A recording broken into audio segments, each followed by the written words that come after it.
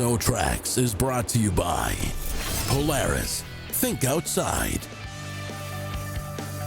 Ski-Doo. Winter lovers, get out there and experience that Ski-Doo feeling. And by Hercules Tire. Ride on our strength. Look, I have been excited to do a test ride before, but this is on a whole other level.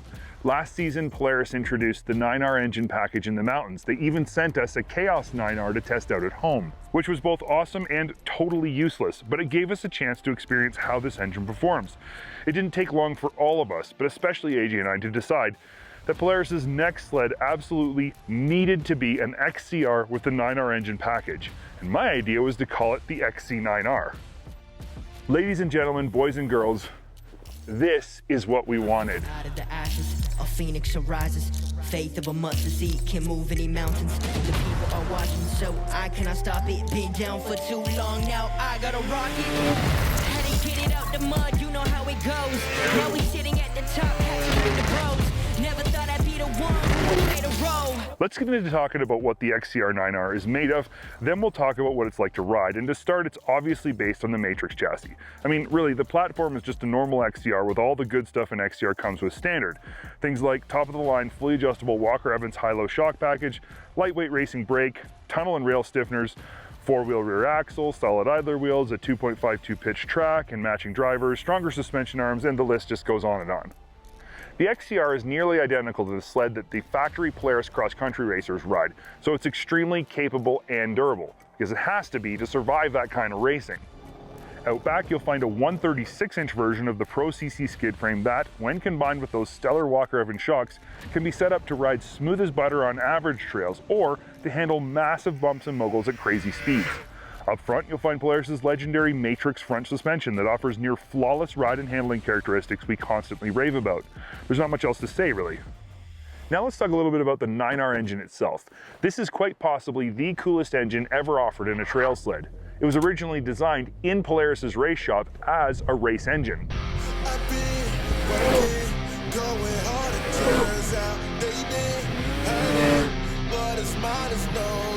It's based on the 850, but features many billet parts, a lightweight crankshaft, and other goodies that make it lighter, more responsive, and obviously more powerful than any other naturally aspirated engine in the industry.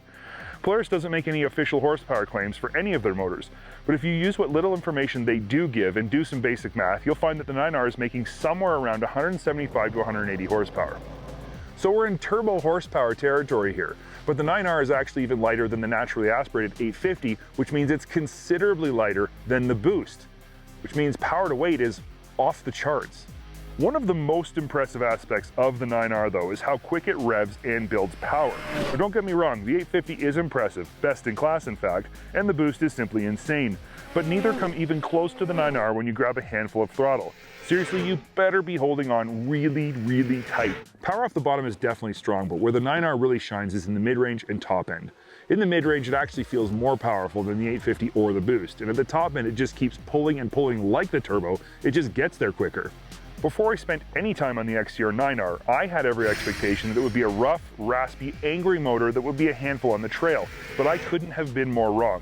It's almost unbelievable to think that a twin-cylinder 900cc engine that makes this much power could actually feel buttery smooth, entirely civilized, and easily rideable all day with no excessive vibration. Let's be honest, other 900 twins we've had in the past were anything but smooth and civilized, but this one truly is. I'm going to be completely upfront about the fact that I haven't had enough time to truly evaluate the fuel and oil consumption or long-term durability of this engine package. I mean, it's going to be a thirsty engine. Making horsepower requires fuel. But because it's so smooth and because it's got such great trail manners, I actually think it might not be as thirsty as I originally thought it would be. Last season, the 9R mountain sleds had plug fouling issues, which were addressed later in the season with a new spark plug. So far, we haven't had any plug fouling issues with our XCR 9R, but time will tell. What I can comment on is that the 9R starts and runs smooth. It doesn't smoke excessively or load up when you let it idle. I keep coming back to this, but for an engine like this, it's just so perfectly refined. Now, I thought at first that the lighter weight of the 9R engine would make this whole sled feel more lightweight and flickable. And it does, it's just not as dramatic as I originally thought it would be. This isn't to say that it doesn't feel light compared to a turbo. It definitely does. And the ultra-fast revving nature of the engine makes it feel faster and more engaging to ride, as does the slightly more aggressive exhaust note. So now you know how the XCR 9R feels to ride, and you know that my thoughts are it's every bit as awesome as I always knew it would be. But I imagine the question you're wondering most of all right now is whether or not it's worth the extra money over an 850, and I do have some more thoughts on that. The 850 XCR is an incredibly impressive snowmobile. In our testing, it's the best in its class. It comes with a comparatively reasonable price tag as well. If you want more performance, your only avenue in 2024 was to go with the Boost, which obviously came with both a weight and price penalty. In 2025, you can get nearly the same performance of a Boost, but with no weight penalty and none of the added complexity that comes with a turbo. The 9R is priced very comparable to a Boost, so if it's more performance, lighter weight, and less complexity that you're looking for, and you're willing to pay for it, I think the 9R is the best choice. SnowTrax is brought to you by Widescape, the ultimate snowmobile for enduro adventures. 2025 marks FXR's 30th anniversary, which is both amazing and a little bit concerning, because I distinctly remember getting one of their very first jackets over 3 decades ago, which ultimately means I'm getting old. What's interesting is that in the past 30 years, FXR has remained a privately owned company. Year after year, sales have grown to the point that FXR is now the #1 snowmobile clothing brand. They've also gained a massive presence in the off-road motorcycle market and fishing of all things, all under the careful leadership of the founder and owner of the company, Milt Reimer. 30 years is an impressive milestone. During that time, countless other snowmobile clothing manufacturers have come and gone. But a couple of the things that have helped FXR not just endure, but also continue to grow, is their relentless pursuit of the best technologies and their commitment to rider-focused innovation. But here's where things get interesting. Where so many of their competitors simply license outerwear technology from other companies, Gore-Tex being a great example, FXR has instead chosen to develop their own clothing technologies in-house. This means that the technology in FXR gear hasn't simply been repurposed from some other industry. It's been specifically designed for one purpose, in this case, snowmobiling, which is, in my opinion, why it works so well.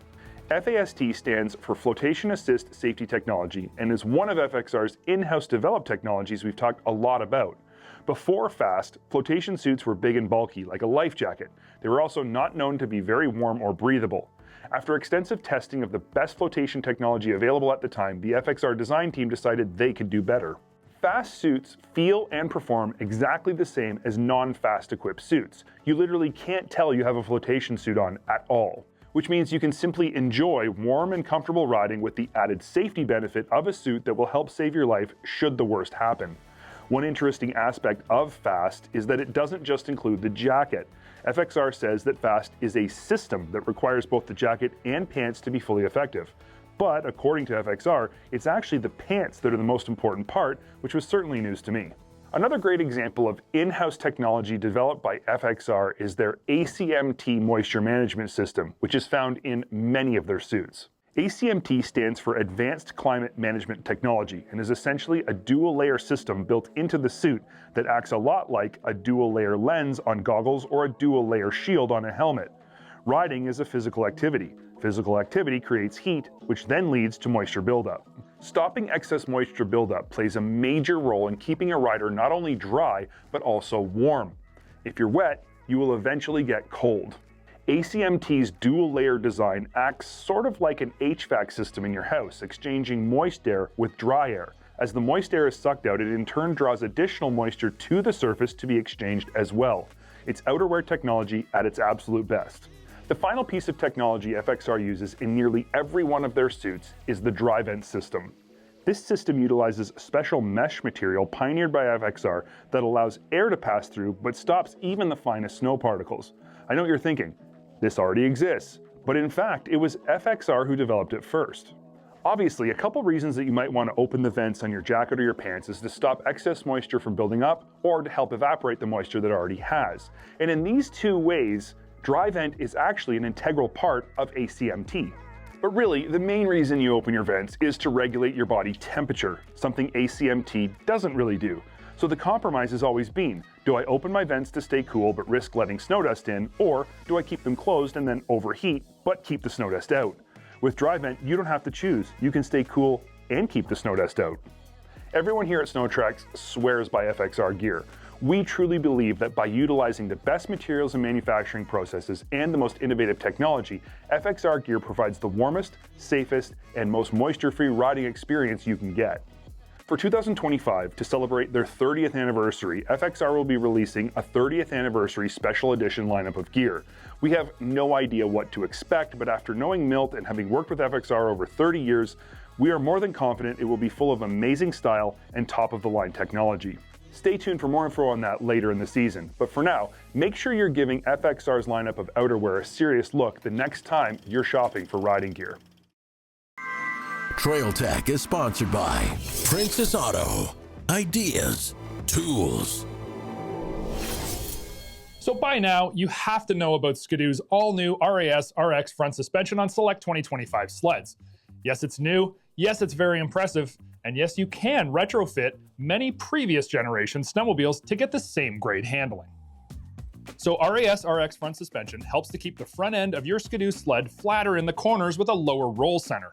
The flatter handling means less inside ski lift, better cornering control, and in most cases, easier steering effort. Now keep in mind there are different levels of the full RAS RX front end that include the new Pilot RX ski as well, and we do feel that the RAS RX is in its best form when linked with the Pilot RX ski. But there's no arguing that the suspension-only update will dramatically change the way your Ski-Doo front end handles, and everyone around the SnowTrax headquarters are fans of this upgrade for your Gen 4 and Gen 5 sleds. And that brings us to the most important question possible. What sleds do these parts fit on? And for that answer, I'm going to send you direct to Ski-Doo's Parts and Accessories website. Here you can input your sled's year, model, package, and engine, and the handy will it fit application bar will give you either a green check mark or a red X based on your inputs. From my testing on the site, I can see that most 2021 to 2024 Gen 4 and Gen 5 two-stroke sleds can be updated. But make sure to take a look and see if yours is applicable, as this is the most up-to-date information for the various models and years. So what's all included in the RAS RX suspension update kit? Well, it's really not all that much when you think about the entire front end of the snowmobile, but that's probably why it's so reasonably priced. At $929 Canadian and $719 US, this kit takes you into the future with your RAS front suspension. BRP knows that many folks who bought a Gen 5 last season and were limited with riding and snow conditions probably aren't going to trade in their sleds, but might be interested in upgrading just the front end to benefit from the latest geometry. The RAS RX upgrade kit includes the taller spindles, as well as both the upper and lower A-arms and sway bar levers. You are able to reuse your stock shocks for all models. Now when it comes to wear parts like bushings and ball joints, the kit comes with all new. So this is even more desirable if your sled is higher miles, as these are parts you're going to need to replace eventually. Now the full installation process is pretty straightforward, however there is one exception to that. If your sled is equipped with smart shocks, you need to disconnect a couple of electrical connections, and it makes for some extra work. And always remember, when installing things like ball joints, you need to do this properly, and at times with specialty tools. If you don't have these, or likewise don't feel comfortable doing this, your local Ski-Doo dealer will happily upgrade your front end or press in the ball joints for you. Overall, the install process takes around 2 hours total time if you're not rushing, and only requires some basic tools besides pressing in your new ball joints. Once the RAS RX parts are all installed and everything's torqued down to spec in the instructions, there's just one last thing that you gotta do. A steering alignment. Making sure that your skis are centered and even is as important as tightening up the suspension bolts. A misaligned front end will cause you all kinds of frustration with erratic steering characteristics. The install instructions show you the proper toe-out setting, that's 5 millimeters, and this process does help if you have a second set of hands to hold the measuring tape securely.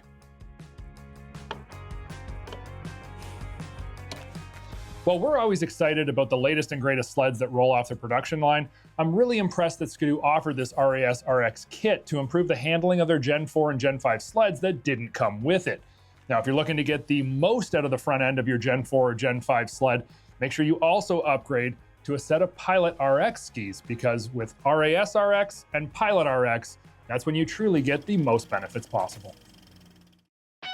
SnowTrax has been brought to you by FXR, brings you more. MBRP Performance Exhaust, make your sled stand out. And by Arctic Cat, share our passion.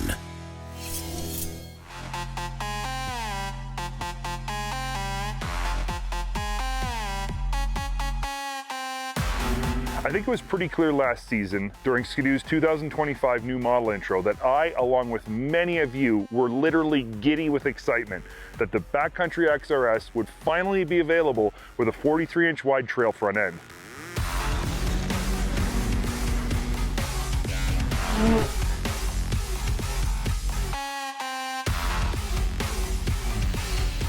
For anyone who wasn't as fully pumped about it as I was, you may be wondering why. For me at least, there's a very good reason. I really like a sled with a 146-inch skid frame. I like the added traction it offers, I like that they're uncoupled, which makes them super fun to ride, and I like that if I'm out on a trail and happen to find a fun pocket of deep snow to play in, I can without worrying about getting stuck. But it has to be understood that I am a trail rider first, so paramount to a sled's off-trail capabilities are its on-trail ones. And while you definitely could ride a 39-inch backcountry on the trail, it was definitely way less fun than on a sled with a proper trail front end. Polaris' switchback has always been my benchmark for what a true crossover should be. Equally as good on the trail as it is off, no bias one way or the other. A great trail sled that can hold its own when the groomed trail ends. And deep down inside, I just knew the backcountry had this very same potential, if Ski-Doo would just give it a fighting chance on the trail with a proper front suspension. This is why I'm so pumped right now. This Backcountry XRS is everything I always knew it could be as a crossover sled. But my excitement goes a whole bunch of steps deeper, because this isn't just a backcountry with a wide front end. This is a backcountry with the new RAS RX front suspension and Pilot RX ski. It also now includes Ski-Doo's incredible 180 horsepower 850 E-Tech TurboR 2-stroke engine. So there's a lot to be excited about. Before I go any further, let's just talk about RAS RX. It was heavily influenced by Ski-Doo's RS race sled front suspension, though the parts aren't the same. The lessons learned on the race sled led BRP engineers to design a new spindle and new A-arms that mount higher on the spindle and have the shock mounted further outboard. A new falling rate sway bar and, of course, the new Pilot RX ski round out a completely new front suspension package that has transformed the MXZ and backcountry models into sleds that handle quite literally like they are on rails. No inside ski lift, no unstable handling in the bumps, just flat, predictable cornering no matter the conditions. Clearly, my opinion is that it works, because it does. I've tested this in a long list of different configurations and haven't found a single one that isn't a dramatic improvement over RAS-X in literally every way. This is the front suspension and ultimately the handling that we've been waiting for from Ski-Doo.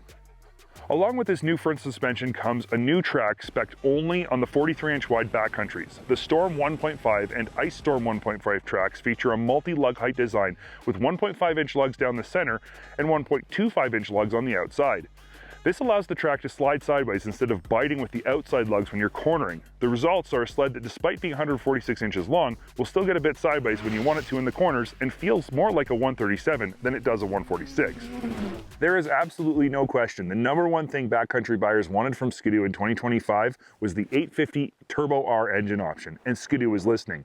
There's no difference between the 850 Turbo found in the comp package and the 850 Turbo found here in the backcountry.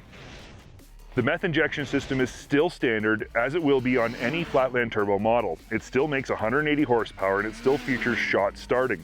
The only thing the backcountry doesn't get that the competition package does is launch mode, which is something I find very cool, but also it's just a gimmick, to be honest. Because the backcountry C-Motion skid frame is uncoupled, the power from the 850 E-Tech TurboR engine just feels way more playful than it does in an MXZ. It likes to wheelie over any hill or off of any bump. It really is just more fun and engaging to ride. Talking about power though does bring me to one of my few complaints about the new Backcountry XRS, and that's the brakes. While all early season MXZ models get the new 4-piston caliper, the Backcountry XRS still gets the older 2-piston unit. And this just isn't acceptable. The 4-piston brake caliper provides so much braking power and, more importantly, braking feel.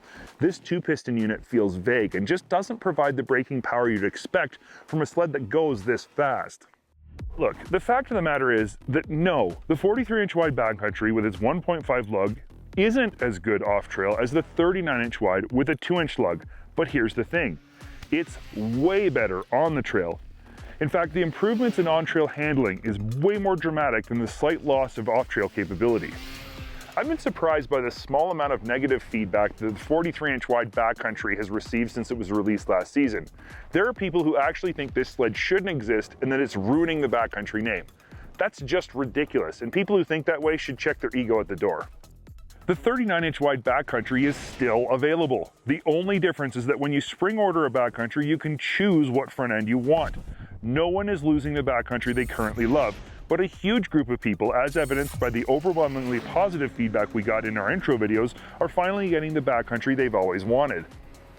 This is most definitely the backcountry that I've been waiting for, and I've been pleasantly surprised by its excellent on-trail handling characteristics and its off-trail capabilities.